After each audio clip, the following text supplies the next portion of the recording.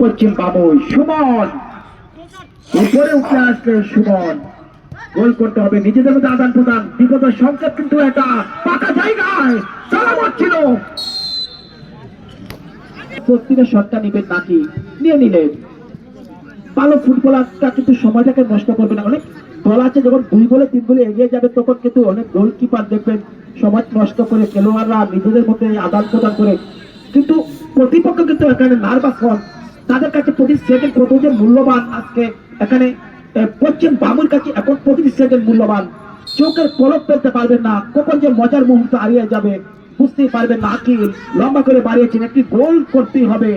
2টি গোলে পিছিয়ে রয়েছে রমি, যেখানে প্রস্তুত রয়েছেন দলীয় গোলরক্ষক।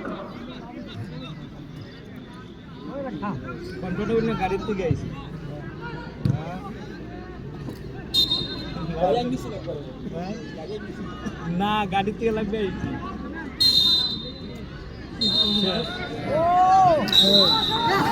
খেলা শেষ। শুভকামনা Mahfuz football academy Baniachong, man of the match, ফুটবলের আইডল, হবিগঞ্জের